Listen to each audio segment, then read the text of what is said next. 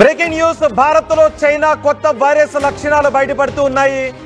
24 గంటల వ్యవధిలోనే 3 కేసులు బయటపడ్డాయి. ఈ 3 కేసులు కూడా కేవలం చిన్నారుల్లోనే, నెలల వయసున్న చిన్నారుల్లోనే ఈ లక్షణాలు బయటపడుతూ ఉండటం మరింత ఆందోళన వ్యక్తం చేస్తూ ఉంది. ఇప్పుడు మరో కేసు గుజరాత్ లో వెలుగు చూసింది. 2 కేసులు బెంగళూరులో వెలుగు చూశాయి. 3 నెలల పసిపాప, 8 నెలల పసి బాలుడు, ఇద్దరిలోనూ ఈ లక్షణాలు బయటపడ్డాయి. వాళ్ళకి ట్రీట్మెంట్ అందిస్తున్నారు. ఇప్పుడు గుజరాత్ లో 3వ కేసు బయటపడింది. ఒక్కొక్క కేసు బయటకు వస్తూ ఉండడంతో భయాన్ని వ్యక్తం చేస్తున్నారు. ఇటు ప్రభుత్వం కూడా అప్రమత్తమైంది, కేంద్ర ప్రభుత్వం కూడా అప్రమత్తమైంది. ఎప్పటికప్పుడు ఆయా రాష్ట్రాలకు సూచనలు చేస్తుంది. ఆయా రాష్ట్రాల నుంచి నమోదవుతున్న కేసుల డేటాను కూడా తెప్పించుకుంటూ ఉంది. ఎటువంటి లక్షణాలు ఎవరిలో ఉంటున్నాయి, ఈ హెచ్ఎంపీవీ వైరస్ లక్షణాలతో ఎవరెవరు హాస్పిటల్లో అడ్మిట్ అవుతున్నారు అనే విషయాలను ఎప్పటికప్పుడు కేంద్ర ప్రభుత్వం ఆ డేటాను తెప్పించుకుంటుంది. రాష్ట్రాలు కూడా ఆ డేటాను ఇస్తూ మార్గదర్శకాలను జారీ చేస్తుంది. ఇప్పుడు గుజరాత్లో మరో కేసు బయటపడింది. గుజరాత్లో 2 నెలల చిన్నారికి హెచ్ఎంపీవీ పాజిటివ్ సోకింది, పాజిటివ్గా నిర్ధారణ అయింది. ఇప్పటికే బెంగళూరులో 2 పసిపిల్లలకు పాజిటివ్గా నిర్ధారణ అయింది. కొత్త వైరస్ కు ఇంకా మందు లేదు అనే వార్తలు వస్తున్నాయి. అనుమానాస్పదంగా చైనా తీరు ఉంది అని ఇటు వైద్యాలు కూడా ఆ అనుమానాలు వ్యక్తం చేస్తున్నారు. ప్రపంచ దేశాలు వ్యక్తం చేస్తున్నాయి. WHO తీరుపైన అనుమానాలు వ్యక్తం చేస్తున్నారు. చైనా తీరుపైన అనుమానాలు వ్యక్తం చేస్తున్నారు. ఎందుకంటే కరోనా వైరస్ ప్రపంచాన్ని చుట్టుముట్టేస్తున్న సమయంలో చైనా తీరు చాలా అనుమానాస్పదంగా ఉంది. చైనా ముందుగానే లాక్డౌన్ విధించి ఉంటే అప్పట్లో ప్రపంచ దేశాలు అంత ఇబ్బంది పడి ఉండేది కాదు. చైనా అప్పట్లో కరోనా వైరస్ లక్షణాలను, కరోనా తీవ్రతను, కరోనా వ్యాప్తిని దాచి ఉంచింది. దాని కారణంగానే ప్రపంచ దేశాలు ఇబ్బందులు పడ్డాయి అని అనుమానాలు వ్యక్తం చేశారు. చైనాను నిందించారు. ఏకంగా అమెరికా అయితే దానికి చైనా వైరస్ అనే పేరు పెట్టేసింది. అప్పట్లో WHO తీరుపై కూడా అనుమానాలు వ్యక్తం చేశారు. WHO చైనాకు వంత పాడే విధంగా కొన్ని ప్రకటనలు చేసింది అనే ఆరోపణలు కూడా ఉన్నాయి. ఇప్పుడు చైనా కొత్త వైరస్ పై ఇప్పటికీ WHO స్పందించడం లేదు. మళ్ళీ కోవిడ్ లాంటి ప్లాన్నే చైనా అమలు చేస్తోందనే అనుమానాలు వ్యక్తం అవుతున్నాయి. కోవిడ్ తరహాలోనే కొత్త వైరస్ పై చైనా రహస్యాన్ని పాటిస్తోంది. గుంభరంగా ఉంది. శ్మశాన వాటికల్లో అప్పట్లో చైనా హాస్పిటల్స్ మారాయి. ఎక్కడా కూడా కనీసం బెడ్లు దొరకని పరిస్థితి ఉంది. ఆక్సిజన్ సిలిండర్స్ దొరకని పరిస్థితి ఉంది. అంతగా కరోనా వైరస్ ప్రపంచాన్ని చుట్టుముట్టేయడానికి, చైనాను చుట్టుముట్టడానికి చైనా పాటించిన రహస్యమే కారణం అని చెప్తున్నారు. చైనా ముందుగా మేల్కొంది. పైగా చైనాలో కొంతమంది వైద్యులను కూడా అప్పట్లో కిడ్నాప్ చేసి వారిని బయటకు సమాచారం చేయకుండా చైనా వైద్యులపై ఒత్తిడి తీసుకొచ్చిందనే ఆరోపణలు కూడా ఉన్నాయి. ఈ నేపథ్యంలో చైనాకు WHO బృందం వెళ్ళింది. ఎక్కడ ఆ కరోనా వైరస్ స్టార్ట్ అయింది, ఎలా వ్యాప్తి చెందింది అన్న దానిపైన పరిశోధించడానికి వెళ్ళినప్పుడు వైద్య బృందానికి చైనా కూడా సరిగా సహకరించని పరిస్థితులు అప్పట్లో వ్యాపించాయి. ఇవన్నీ మీకు ఎందుకు గుర్తు చేస్తున్నాను అంటే, అప్పట్లో మనం కూడా ఇలాగే అనుకున్నాం, చైనాలో కొత్త వైరస్ అంట, ఏం కాదులే, ఇలాగ భయపెడుతూ ఉంటారు అని. కానీ అది భయం కాదు, భద్రతను పాటించండి అని. కేవలం మిమ్మల్ని భయపెట్టాలనే ఉద్దేశం కాదు, అప్రమత్తం చేయాలి అన్నదే ఉద్దేశం. చైనాలో కరోనా వైరస్ వ్యాప్తి చెందుతున్న సమయంలో చైనా ఎటువంటి విషయాన్ని బయటకు చెప్పలేదు. చైనా కారణంగా ప్రపంచ దేశాలు ఏ విధంగా బాధపడ్డాయి, ఇబ్బందులు పడ్డాయి, భారత్లో మనం కూడా ఏ విధంగా ఇబ్బందులు పడ్డామో మనం చూసాం. అందుకే ఎంత అప్రమత్తంగా ఉండాలి అన్న దానిపైనే ఇప్పుడు మిమ్మల్ని అప్రమత్తం చేయడానికి వార్తలు ప్రసారం చేస్తున్నాం. గుజరాత్లో మరో కేసు బయటపడింది. కొత్త వైరస్లతో ప్రపంచాలను పతనం చేసే ప్లాన్ చైనా వేస్తోందని చైనా వైపు వేలెత్తి చూపిస్తున్నారు. చైనా చేతిలో 20కి పైగా కొత్త వైరస్లు ఉన్నాయంటూ ప్రచారం జరుగుతోంది. నిజానికి అప్పట్లో కరోనా కూడా ఇది మానవ నిర్మితమైనటువంటి, మానవులు డెవలప్ చేసినటువంటి వైరసా, లేదంటే అది సహజ సిద్ధంగా మ్యూటేట్ అవుతూ వచ్చినటువంటి వైరస్ అంటూ పెద్ద ఎత్తున అనుమానాలు కూడా వ్యక్తం చేస్తారు. గబ్బిలా నుంచి వైరస్ వచ్చిందని చెప్పారు. కానీ చైనా ఇది ల్యాబ్లో తయారు చేసిన వైరస్ అంటూ కొన్ని దేశాలు చైనా వైపు వేలెత్తి చూపించాయి. ఇప్పటికీ చైనా చేతిలో 20కి పైగా కొత్త వైరస్లు ఉన్నట్టు ప్రపంచవ్యాప్తంగా అనుమానాలు వ్యక్తమవుతున్నాయి. చైనాలోని వుహాన్ ల్యాబ్ కేంద్రంగా కొత్త వైరస్లు తయారు చేస్తున్నారు. దాన్ని మానవాళి మీద ప్రయోగం చేస్తూ ఉన్నారంటూ పెద్ద ఎత్తున అనుమానాలు వ్యక్తం చేస్తున్నారు. ఇప్పుడు ఈ వైరస్ కూడా, హెచ్ఎంపీవీ వైరస్ కూడా చైనాలోనే పుట్టింది. కానీ భారత్లో ఈ వ్యాధి లక్షణాలు బయటపడుతూ ఉండడం అనుమానాలు వ్యక్తం చేస్తుందంటే చైనా రహస్యంగా పక్క దేశాలకు ఈ వ్యాధిని వ్యాపింపచేసే ప్రయత్నాలు ఏమన్నా చేస్తోందా అనే అనుమానాలు వ్యక్తమవుతున్నాయి. WHO తీరు కూడా గుర్తు చేసుకోండి ఒకసారి. 2019 తర్వాత 22 వరకు ఎటువంటి పరిస్థితులు ఉన్నాయో మీరు గుర్తు చేసుకోవచ్చు. దశల వారీగా దశల వారీగా ఈ వైరస్ ఏ విధంగా మానవాళికి ముప్పును చేకూర్చిందో, ఎంతమంది ప్రాణాలు కోల్పోయారో, కనీసం శ్మశాన వాటికలు, హాస్పిటల్ సంగతి అటు పెడితే శ్మశాన వాటికలు అప్పట్లో ఖాళీ లేని ఒక ప్రమాదకరమైన పరిస్థితిని, భయానక పరిస్థితిని ప్రపంచం చూసింది. ఇప్పుడు మరోసారి హెచ్ఎంపీవీ కారణంగా ఎటువంటి పరిస్థితులు వస్తాయనే భయాన్ని వ్యక్తం చేస్తుంది. అప్పట్లో ఒకసారి గుర్తు చేసుకోండి, 2019 దాటిన తర్వాత 20 ఆ సమయంలో ఎక్కడో ఢిల్లీలో 2 కేసులు బయటపడ్డాయంట, గుజరాత్లో ఒక కేసు బయటపడిందంట, బెంగళూరులో ఒక కేసు బయటపడిందంట అంటూ మీడియాలో వార్తలు వస్తూ ఉంటే ఇది ఏదో అతిశయోక్తి అని అనుకున్నారు, ఎక్కువ చేస్తున్నారు, ఎగ్జాగరేట్ చేస్తున్నారు అనుకున్నారు. కానీ ఇది ఎగ్జాగరేట్ చేయడం మాత్రం కాదు, మిమ్మల్ని అప్రమత్తం చేయడమే. మరోసారి మన దేశ ప్రజలు ఇబ్బంది పడకూడదు అని అప్రమత్తం చేయడంలో భాగంగానే ఈ విషయాన్ని మీకు చేరవేస్తున్నాం. గుజరాత్లో మరో కేసు బయటపడింది, బెంగళూరులో 2 కేసులు బయటపడ్డాయి. ఈ 2 కేసులు కూడా చిన్నారులోని. కరోనా చిన్నారులకు సోకదంట, చిన్నారులో ఈ వ్యాధి వ్యాప్తి చెందదంట అని అన్నారు. ఒకవేళ సోకినా చిన్నారుల్లో ఇది మరణాన్ని చేకూర్చే అవకాశం లేదు అంటే అప్పట్లో డాక్టర్లు చెప్పడం కొంత ఊపిరి పీల్చుకునేటట్టు ఉంటాం. కానీ పెద్దవాళ్ళలో ఈ వ్యాధి సోకింది, పైగా ఎవరిలోనైనా వేరే వేరే డిసీజులు ఉంటే, షుగర్ లాంటి లక్షణాలు ఉంటే వాళ్ళలో ఈ వ్యాధి మరింత ప్రమాదకరంగా పరిణమించిన సంగతిని కూడా మనం చూసాం. ఇప్పుడు ఈ వ్యాధి ఎక్కువగా చిన్నపిల్లల్లోనే బయటపడుతుంది. 3లోనూ చిన్నపిల్లల్లోనే బయటపడింది. గుజరాత్లో 2 నెలల వయసున్న చిన్నారులో ఈ వ్యాధి లక్షణాలు బయటకు వచ్చాయి. బెంగళూరులో 3 నెలలు 8 నెలలు ఉన్న చిన్నారుల్లో ఈ వ్యాధి లక్షణాలు బయటపడ్డాయి. దీంతో మొత్తం భారతదేశంలో అన్ని రాష్ట్రాలు కూడా అప్రమత్తమయ్యాయి. నిజంగా చైనా ఏదైనా విషయాన్ని దాస్తుందా, WHO విషయాన్ని దాస్తుందా అంటూ అనుమానాలు వ్యక్తమవుతున్నాయి. ఇటు ICMR కూడా చైనాలో ఎప్పటికప్పుడు పరిస్థితులను అంచనా వేస్తోంది. భారతదేశంలో అన్ని రాష్ట్రాలను కూడా అప్రమత్తం చేస్తుంది. ఎక్కడెక్కడ వ్యాధి లక్షణాలు బయటకు వస్తూ ఉంటే ఈ వ్యాధి బహుశా ఎక్కడి నుంచి వచ్చి ఉండొచ్చు, భారత్లోకి ఈ వ్యాధి లక్షణాలు బయటపడటానికి కారణాలు ఏంటి అని ఇటు ICMR కూడా విశ్లేషిస్తుంది. మొత్తానికి మరోసారి చైనా వైరస్ ప్రపంచాన్ని భయపెట్టే లక్షణాలే కనిపిస్తున్నాయి, పరిస్థితులే కనిపిస్తున్నాయి. చైనా రహస్యంగా ఉంటుంది, చైనా ఏదో వాస్తవాలను దాస్తోంది అని ఇప్పుడు ప్రపంచ దేశాలు, వైద్య సిబ్బంది చైనా వైపు చూస్తూ అనుమానాలు వ్యక్తం చేస్తున్నారు. మా ప్రతినిధి గోపి ఉన్నారు పూర్తి సమాచారం అందించడానికి. గోపి, ఇప్పటికే బెంగళూరులో 2 కేసులు బయటపడ్డాయి, 2 చిన్నారులకు పాజిటివ్గా నిర్ధారణ అయింది. ఇప్పుడు మళ్ళీ గుజరాత్లో మరొకరికి పాజిటివ్గా నిర్ధారణ అయింది, 2 నెలల వయసున్న చిన్నారి. ఇటు బెంగళూరులో 3 నెలలు 8 నెలలు ఉన్న చిన్నారులో వ్యాధి లక్షణాలు బయటపడ్డాయి, పాజిటివ్గా తేలింది. గుజరాత్లో 2 నెలలు ఉన్న చిన్నారికి ఇప్పుడు పాజిటివ్గా తేలింది అని తెలుస్తోంది. సో కేసుల సంఖ్య 24 గంటల్లోనే 3 కేసులు బయటపడ్డాయి. ఇప్పుడు కేంద్రం ఏ విధంగా సమీక్షిస్తోంది? రోహిత్, చైనాలో విజృంభిస్తున్న వ్యాధి లక్షణాలు ఒక్కొక్కటిగా భారత్ లో కూడా బయటపడుతున్న పరిస్థితి ఉంది. అయితే మరొక మారు డేంజర్ బెల్స్ మోగనున్నాయా అన్న సంకేతాలు కూడా వినపడుతున్నాయి. ఒకవైపు ICMR అన్ని రాష్ట్రాలను అప్రమత్తం చేసినప్పటికీ ఒక్కొక్కటిలో చిన్నపిల్లల్లోనే ఈ యొక్క లక్షణాలు బయటపడడంతో గతంలో ఏదైతే పెద్దవాళ్లకు కోవిడ్ సోకుతుంది, చిన్నపిల్లల్లో ఒకవేళ ఇమ్యూనిటీ పవర్ ఎక్కువ ఉంటుంది కాబట్టి వాళ్ళకు వచ్చిన అంత ప్రమాదం లేదు, ప్రాణాంతకం అయితే చిన్నపిల్లల్లో ఉండదు అంటూ చెప్పిన పరిస్థితి ఉంది. అయితే ఇప్పుడు చిన్నపిల్లల టార్గెట్ గానే ఈ యొక్క వైరస్ సోకుతుండడంతో చైనా పైన అనేక అనుమానాలు తలెత్తుతున్న పరిస్థితి ఉంది. గతంలో పెద్దవాళ్ళని టార్గెట్ చేసిన చైనా ఇప్పుడు చిన్నపిల్లలను టార్గెట్ చేసిందా అన్న అనుమానాలు అయితే ప్రస్తుతం తలెత్తుతున్న పరిస్థితి ఉంది. దేశవ్యాప్తంగా ఈ కేసుల సంఖ్య పెరగక ముందుకే అప్రమత్తం కావాలంటూ కూడా ICMR చెప్పడం జరిగింది. స్వీయ నియంత్రణకు సంబంధించి కావచ్చు, సీజన్స్ లో జనరల్ గా వర్షాకాలం తర్వాత శీతాకాలం మధ్యలో కొంత వ్యాధులు ప్రబలే పరిస్థితి ఉంటుంది. ప్రతి ఒక్కరిలో కూడా కొంత జలుబు లక్షణాలు అయితే ఉంటాయి. అయితే అదే లక్షణాలతోటి ఇప్పుడు వైరస్ బయటపడుతుండడము, చైనాలో ఈ వైరస్ విజృంభించడము, ఇతర దేశాలకు వ్యాప్తి చెందడం అనేది కూడా ఇది సర్వసాధారణంగా జరిగింది అనేది కూడా కనపడట్లేదు. ఖచ్చితంగా ఒక పథకం ప్రకారంగానే ఈ యొక్క వైరస్ విజృంభణ జరుగుతుందా అన్న అనుమానాలు కూడా తలెత్తుతున్నాయి. WHO దీనిపైన ఇప్పటికి ఎటువంటి కీలక నిర్ణయాలు తీసుకోలేదు. దానికి సంబంధించి ఒక గైడ్ లైన్స్ కూడా రిలీజ్ చేయని పరిస్థితి ఉంది. పరిశీలిస్తున్నామని మాత్రమే చెప్తున్నారు. ఆ వ్యాధికి సంబంధించిన తీవ్రతను పరిశీలిస్తున్నామని చెప్తున్నారు. కానీ చైనాలో ఇప్పటికే హాస్పిటల్స్ అన్ని కూడా నిండిపోయిన పరిస్థితి ఉంది.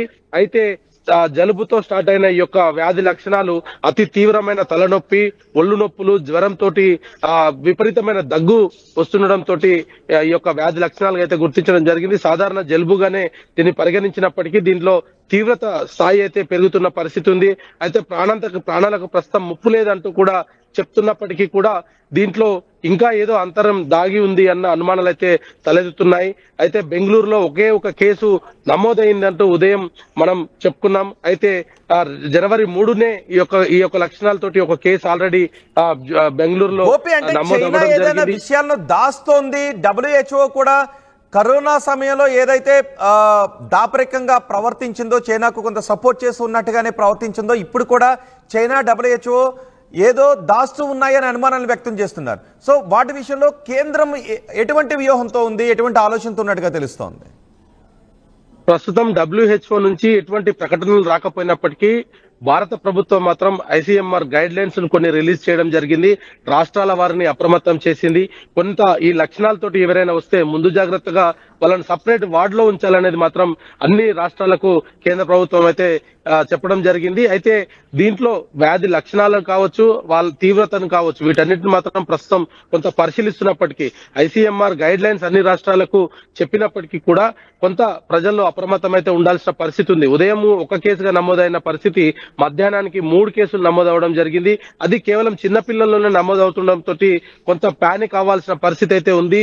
తల్లిదండ్రుల్లో కొంత భయాందోళన అయితే పెరిగే పరిస్థితి ఉంది. గతంలో కోవిడ్ కు సంబంధించి కొంత గైడ్ లైన్స్ కూడా భారత ప్రభుత్వం రిలీజ్ చేసింది.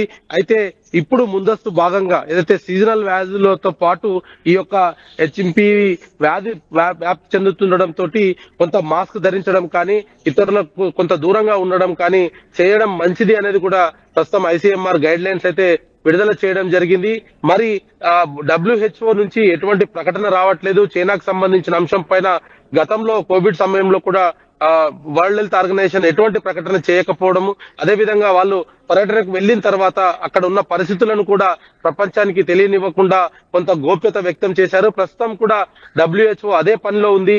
చైనాకు సంబంధించిన వైరస్ పరిశీలిస్తున్నామని మాత్రమే చెప్తున్నారు. కానీ చైనాలో పూర్తిగా హాస్పిటల్స్ అన్ని కూడా నిండిపోయిన పరిస్థితి ఉన్న నేపథ్యంలో అసలు ఈ వ్యాధి తీవ్రత ఎంత మేరకు ఉంటుంది, పిల్లల్లోనే ఎందుకు ఈ వ్యాధి లక్షణాలు చూస్తున్నాం? ఎందుకంటే భారత్ లో కేవలం 3 కేసులు ఇప్పటికీ రిపోర్ట్ చేసినప్పటికీ 3 కూడా ట్రీట్మెంట్ ప్రోటోకాల్ గురించి ఏదైనా మాట్లాడుతూ ఉన్నారా వైద్య సిబ్బందితో? ఎందుకంటే దీనికి మందు లేదు అనే ప్రచారం జరుగుతోంది. పైగా కొత్త వైరస్, దాని మూలాలు ఏంటో తెలియట్లేదని చెప్తున్నారు. ట్రీట్మెంట్ ప్రోటోకాల్ గురించి ఎటువంటి చర్చ జరుగుతోంది? అయితే ప్రస్తుతం ఈ లక్షణాలతోటి అడ్మిట్ అయిన వాళ్ళ శాంపిల్స్ అయితే ప్రస్తుతం పరిశీలిస్తున్నారు. దానికి సంబంధించిన లక్షణాలను కూడా ప్రస్తుతం గుర్తించే పనిలో ఉన్నారు. అయితే ఈ తీవ్రత లేకపోయినప్పటికీ, అంటే ప్రాణాంతకం కాదు అనేది ఒక రకంగా చెప్తున్నప్పటికీ, ఫ్లూ లక్షణాలు పెరిగి ఇంకా ఏదైనా కొత్త ఇబ్బందులు శరీరంలో తయారవుతాయన్న దానిపైన కూడా కొంత పరిశోధనలు అయితే జరుపుతున్న పరిస్థితి ఉంది.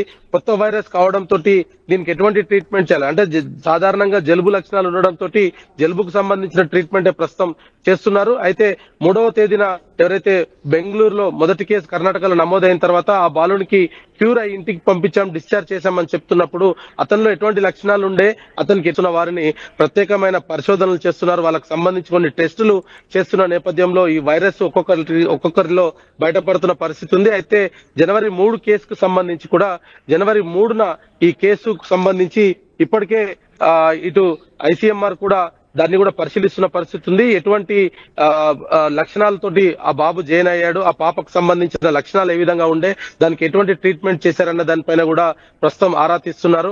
అయితే శాంపిల్స్ సేకరణ జరుగుతుంది. శాంపిల్స్ ను ల్యాబ్ లో టెస్ట్ చేసిన తర్వాత దీనికి సంబంధించిన కొన్ని మార్గదర్శకాలు అయితే విడుదల చేసే పరిస్థితి కనపడుతుంది. రైట్ గోపి, చైనా వైరస్ మరోసారి ప్రపంచాన్ని భయపెట్టే అవకాశాలు ఉన్నాయేమోననే భయం వ్యక్తమవుతుంది. ఇప్పటికే చైనాలో HMPV వైరస్ భారీగా వ్యాపిస్తూ ఉంది. అక్కడ ఆసుపత్రులన్నీ వ్యాధిగ్రస్తులతో, పాజిటివ్గా తేలిన వారితో ఆసుపత్రులు నిండిపోతున్నాయి అనే చర్చ జరుగుతోంది. ఇటు భారత్లోనూ 3 కేసులు బయటపడ్డాయి. కేవలం 24 గంటల వ్యవధిలోనే 3కి ఈ వ్యాధి లక్షణాలు బయటపడ్డాయి. పాజిటివ్గా తెలిసింది. ఈ పాజిటివ్ లక్షణాలు ఉన్న 3 కూడా చిన్నారులే. ఒకరు 2 నెలల చిన్నారి, మరొకరు 3 నెలల చిన్నారి, మరొకరు 8 నెలల చిన్నారి. బెంగళూరులో, కర్ణాటకలో 2 కేసులు బయటపడితే గుజరాత్లో 1 కేసు బయటపడింది. దీంతో కేంద్ర ప్రభుత్వం కూడా అప్రమత్తమైంది. కర్ణాటక ముఖ్యమంత్రి సిద్ధరామయ్య మాట్లాడారు. సిద్ధరామయ్య ఏం మాట్లాడారు చూద్దాం. HMPV ಮಾತ್ರ ಡೆಲಿವರಿ ಇಂಗ್ಲಿಷ್ ಅದು national English HMPV virus. HMP virus from China. It is found in 2 children. Immediately after seeing this, I talked to Mr. Dinesh Gundu Rao, who is in charge of the health department, and he responded quickly, and he took up a meeting with the department, and whatever decision he takes,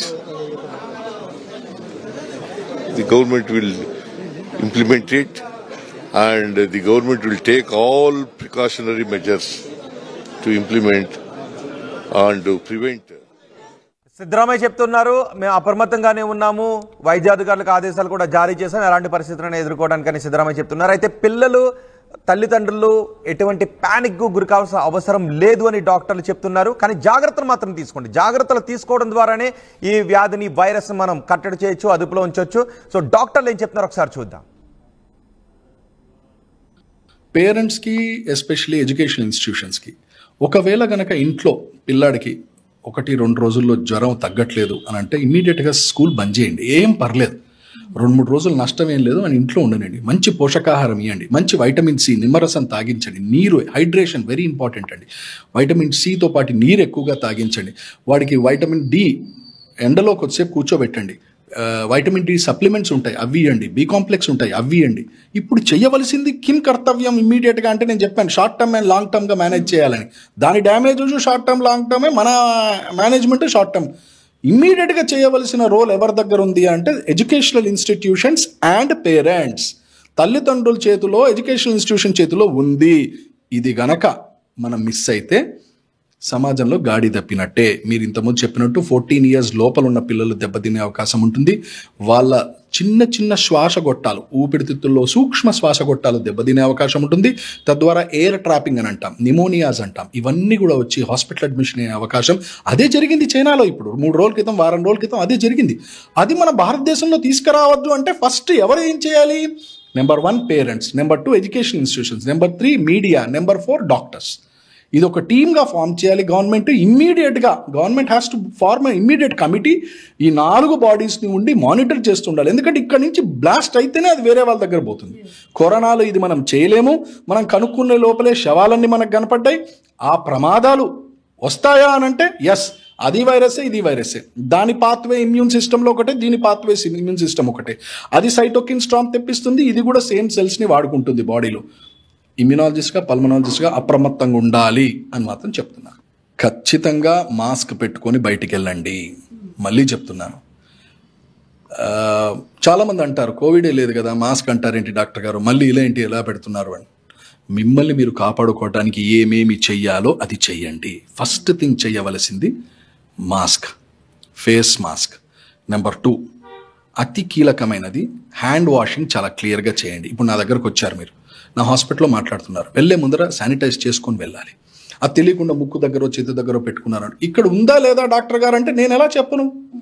we don't know అది ఎంతవరకు వస్తుందో, రాదా వస్తుందా చెప్పలేం. మన జాగ్రత్తలు అవి. అతి కీలకమైన 3వ విషయం ఏంటంటే నాజల్ ఇరిగేషన్ అంటాం. అంటే గోరువెచ్చ ఉప్పు నీళ్ళతోని జలనీతి అని చేస్తాం. ఈ ముక్కులోంచి పోయి ఈ ముక్కులోంచి నీళ్లు తీయడం అనేది, అంటే మనం నాజల్ వాష్ లాగా. అది ఖచ్చితంగా తల్లిదండ్రులు పిల్లలకు నేర్పించాలి, అది చేయించాలి. రాత్రి పడుకునేటప్పుడు గ్లాస్ గోరువెచ్చ నీళ్ళలో ఉప్పేసి చక్కగా నోట్లో గార్గిలింగ్ చేసి ఉమ్మేసేటట్టు 4-5 సార్లు చేయించాలి. ఇవన్నీ చేస్తూ vitamin D, vitamin C, B కాంప్లెక్స్లు ఇవన్నీ తీసుకోవాల్సిన అవసరం ఉంటుంది.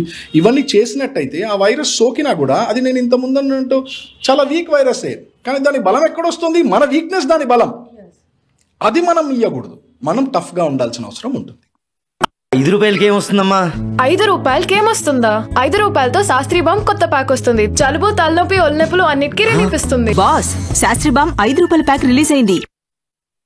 RTV యాప్ వార్తల్ని క్షణాల్లో చదివే అవకాశం ఉంటుంది. ఒక న్యూస్ పేపర్, ఒక టెలివిజన్ ఛానల్ మీ చేతుల్లో ఎప్పుడూ ఉంటాయి.